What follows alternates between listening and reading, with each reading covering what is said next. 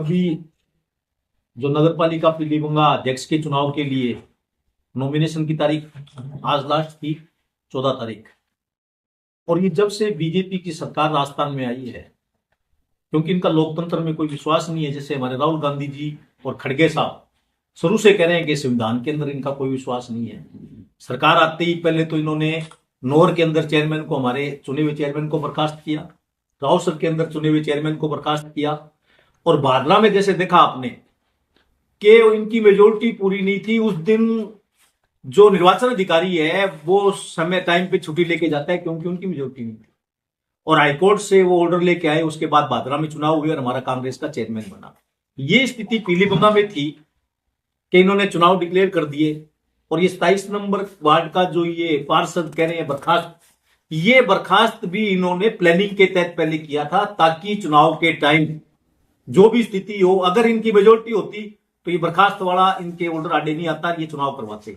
लेकिन ये ऑप्शन इन्होंने अपने हाथ में रखा था कि हम अगर मेजोरिटी पूरी नहीं हुई तो बर्खास्त वाले पार्षद की आड़ के अंदर ये चुनाव को पोस्टपोन कर देंगे, जबकि ऐसा कोई कारण कानून के अंदर कोई भी ऐसा प्रावधान नहीं है कि आप कोई पार्षद बर्खास्त है तो उसके लिए चेयरमैन का चुनाव पोस्टपोन करो। और अगर ऐसी स्थिति थी तो इन्होंने जब चेयरमैन के चुनाव डिक्लेयर किए उस दिन ये बर्खास्त था, तो ये बर्खास्त इन्होंने इंटेंशनल किया ऑप्शन रखने के लिए। मैंने जैसा कहा, तो ये भाजपा की जो सरकार है इनका लोकतंत्र में विश्वास नहीं है। और पूरे भारत के अंदर भी देख रहे हैं, चुने हुई सरकारें पहले बर्खास्त की, गहलोत साहब की सरकार इन्होंने गिराने का प्रयास किया, इसी तरह से स्थानीय निकायों के अंदर कर रहे हैं और चुनाव नहीं करवा रहे। आप देखो भजन लाल जी जो मुख्यमंत्री है, उनका खुद का जिला भरतपुर, उसके अंदर जिला प्रमुख के चुनाव नहीं करवा रहे। हाईकोर्ट ने आदेश दिया है, कलेक्टर को वहां जिला प्रमुख का चार्ज दे रखा है। तो फिर चुनाव करवाओ मत, आप प्रशासनिक अधिकारियों के थ्रू चलाओ ना, कि जहां इनकी मेजोरिटी नहीं होती वहां प्रशासक नियुक्त कर देते हैं। नगर पालिका के चुनाव अभी होने थे, ड्यू थे नवंबर में, वहां सब जगह इन्होंने प्रशासक लगा दिए। अब पंचायत राज के चुनाव होने थे, वहां ये प्रशासक लगाने जा रहे हैं। तो इनका चुनाव के अंदर कोई विश्वास नहीं है, लोकतंत्र में इनका विश्वास नहीं है। ये तो किसी भी तरह से येन केन प्रिटेंड सत्ता पे कब्जा रखना चाहते हैं और प्रशासनिक अधिकारियों के माध्यम से सारा जो है तंत्र चलाना चाहते हैं। कांग्रेस इस चीज को कभी बर्दाश्त नहीं करेगी और आगे हमारे प्रदेश कांग्रेस कमेटी से निर्देश लेके जिस तरह की व्यूह रचना कोई होगी हम करेंगे। और बाकी हम विधायक जी आपको विनोद गोठवा जी। तो दादरी जी, ये ऐसा लग रहा है पीलीभंगा का जो वातावरण है, तो इसमें जो चुनाव लड़ रहे थे आपस में टक्कर भाजपा वर्सेस भाजपा थी आपस के अंदर। हाँ, इनके अंदर भाजपा में आपस में गुट बने हुए थे और भाजपा के पास मेजोरिटी थी नहीं, आपस में ही लड़ रहे थे। और कांग्रेस के पास हमारे पूरी मेजोरिटी थी और हमारे पास 20-22 पार्षद थे, इनको पता था। और अगर ये चुनाव होते तो निश्चित रूप से जीतते। लेकिन जब से भजनलाल जी सीएम आए, ये किसी भी तरह की हार इनको बर्दाश्त नहीं है और लोकतंत्र का गला घोट के जगह जगह ये प्रशासक लगा रहे हैं। तो दादरी जी, हम लोगों के पास कल 12:30 बजे ये सूचना आ गई थी कि राज्य निर्वाचन आयोग के द्वारा वो लेटर है स्थगित का, उस पर सिग्नेचर हो चुके हैं। तो भाजपा द्वारा प्रयास किए गए शाम तक सहमति के। तो क्या आप कांग्रेस वाले हैं जो जयपुर में बैठे हैं, आपके प्रदेश अध्यक्ष है, वो इसको मॉनिटरिंग नहीं कर रहे थे? नहीं, इसकी मॉनिटरिंग प्रशासन के अंदर अगर लेटर तैयार हो गया तो हमारी दखल थोड़ी है प्रशासन के अंदर कोई। लेकिन ये तो बीजेपी की आपस की लड़ाई थी और अगर बीजेपी को जीत दिखती तो ये कहीं भी कोई लेटर जारी होने वाला नहीं। यानी आपके कहने के अनुसार इस यदि चुनाव होता तो कांग्रेस जीतती? पक्का कांग्रेस जीतती, इसीलिए इन्होंने चुनाव पोस्टपोन किया। लेकिन आज जब नगर पालिका अध्यक्ष अपने कार्यालय में गए तो कांग्रेस के 4 पार्षद, उनके साथ जो पार्षद है वो 4 कांग्रेस के हैं। नहीं, कांग्रेस देखो एक बात सुनो, पार्षद आज वहां पे इलेक्टेड वो नॉमिनेटेड पार्षद है। नहीं, नॉमिनेटेड चेयरमैन है। मैं मेरा निवेदन मैं बता रहा हूँ, नॉमिनेटेड पार्षद है। आज कोई एमएलए के असेंबली में नहीं जाएगा, भजनलाल जी मुख्यमंत्री है तो कल को विनोद गोठवाल जी असेंबली में जाए और भजनलाल जी सीएम वहां बैठे तो कहते विनोद गोठवाल जी वहां क्यों गए? सार्वजनिक काम के लिए पार्षद को भी नगर पालिका में जाना पड़ता है और विधायक को भी सार्वजनिक काम के लिए नहीं, मंत्री के पास भी जाना पड़ता है और मुख्यमंत्री के पास जाना पड़ता है, विधानसभा में जाना नहीं, बहुत जाना पड़ता है साहब। अब देखो कल का घटनाक्रम हुआ है और घटनाक्रम होने के बाद जैसे रीज्वाइनिंग आज हुई है और उस रीज्वाइनिंग में उनके साथ जा रहे हैं, तो वो कांग्रेस नहीं, मैं नहीं मानता उनके साथ गए। कोई कोइंसिडेंस होगा, वो अपने काम से नगर पालिका में गए होंगे और काम से गए तो वहां खड़े हैं, तो कोई रीज्वाइनिंग के अंदर उनका मैं नहीं मानता कि वो रीज्वाइनिंग में गए। हाँ विनोद जी, अब आप बताइए इस पूरा घटनाक्रम के बारे में कि ये ऐसा क्यों हुआ? आप काफी समय से इस पे नजर रखे हुए थे। आज हमारे बीच में हमारे जिलाध्यक्ष जी सुरेंद्र दादरी जी, ब्लॉक अध्यक्ष जी, चेयरमैन साहब, हमारे सभी पार्षदगण बैठे हैं। जिस तरीके से आज लास्ट फॉर्म भरने का दिन था और कल रात को एक ऑर्डर होता है कि चुनाव स्थगित कर दिया जाता है, बीजेपी ने अपने प्रयास किए। जिस तरीके से आपने भी बताया कि 2 दड़ों में बंटी हुई थी, बीजेपी बुरी तरह लड़ो लड़ाई में उलझी हुई थी।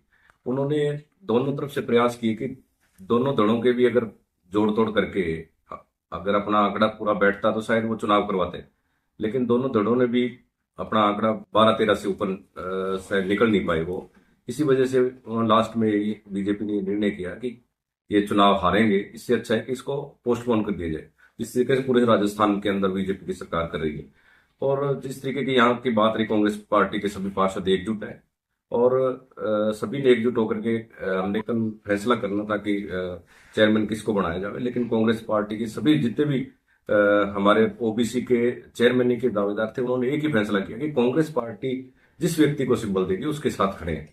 और रही बात 1-2 पार्षदों की बात आई, 4 पार्षदों की बात आई, उनमें से मैंने जिलाध्यक्ष जी को और प्रदेश अध्यक्ष जी को, हमें सभी पार्षदों ने एक राय करके जिस व्यक्ति ने भाजपा का खुलेआम मीडिया के माध्यम से या अन्य तरीके से समर्थन किया है, तो हम आज उन जिलाध्यक्ष जी को अवगत करवा करके उसको पार्टी से बाहर निकालने का काम भी करेंगे। तो ऐसा ज्ञात हुआ कुछ पार्षदों पर राजनीतिक दबाव भी डाला जा रहा है कांग्रेस के पार्षदों पर देखिए, वोटिंग के लिए।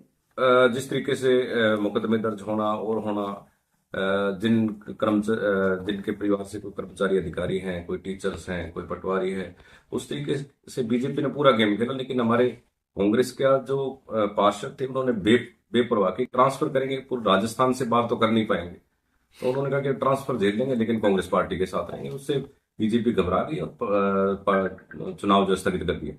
यानी इस हिसाब से तो भाजपा का जीतने के लिए कुछ भी करने के लिए तैयार है। तो आप देख ही रहे हो, आप सभी के टच में रहते हो, आपने देखा है कि बीते दिन से एक्सरसाइज चल रही थी और एक छोटा सा बहाना लेकर के स्थगित कर दिया, जबकि आचार संहिता लगने के बाद ऐसे वाकया नहीं होते, क्योंकि आचार संहिता लग गई थी और जो पार्षद पहले बर्खास्त था, अधिसूचना लागू होने से पहले वो बर्खास्त था, अगर ऐसा कोई अमेंडमेंट करना था तो पहले उसके चुनाव करवाते या उस पर फैसला करवाते, फिर चुनाव की घोषणा करते। लेकिन ऐसा बीजेपी ने किया नहीं, क्योंकि संख्या बल, उनको लग रहा था कि हम राज के दबाव में संख्या बल को पूरा कर लेंगे, वो कर नहीं पाए। सर, जैसे कि आपकी क्या योजना रहेगी अब आगे इस चुनाव को लेकर? आगामी हम विधानसभा में घेरने का काम करेंगे। हमारे टीकाराम जी जो प्रतिपक्ष के नेता हैं, प्रदेश अध्यक्ष डोटासरा जी हैं, उनको और जिलाध्यक्ष जी, हम सब मिल करके उनको अवगत करवाएंगे और विधानसभा के अंदर उनको घेरने का काम करेंगे। अब लोकतंत्र को बिल्कुल खत्म करने का काम कर रहे हैं। जैसे कि अभी समय थोड़ा रह गया है, क्या इस प्रकार से जैसे ये घटनाएं हो रही है, क्या अध्यक्ष का चुनाव हो पाएगा? जैसे बीजेपी लोकतंत्र को खत्म करने का प्रयास कर रही है, हम लड़ाई पूरी लड़ेंगे, लेकिन हमें लगता नहीं कि ये, क्योंकि जिस तरीके से भाजपा ने दमनकारी नीति अपना रखी है और हार के डर से, सबसे बड़ा कारण ये है कि उनको अगर जीत दिखती हो तो आज ही चुनाव करा दें, लेकिन उनको लग रहा है कि कांग्रेस के पार्टी के पार्षद जो है मजबूत हैं, क्योंकि हमारा 35 में से 23-24 का आंकड़ा, 25 का आंकड़ा बैठ रहा है, तो वो तो यही चाहेंगे कि चुनाव में। जैसा कि दादाजी जी ने बताया कि एलिगल तौर पर ये कानूनी सारा इन्होंने लिया है, जैसे लेटर जारी किया है, तो कानूनी तौर पर इसको आप चैलेंज करेंगे क्या कोर्ट में? कोई हम भी कोई लीगल राय लेकर के, हाई कोर्ट वगैरह या अन्य भी हमारे लीगल राय लेकर के हम बात करेंगे। अगर कोर्ट जाना पड़ेगा तो हम सब तैयार रहेंगे कि चुनाव कराएं।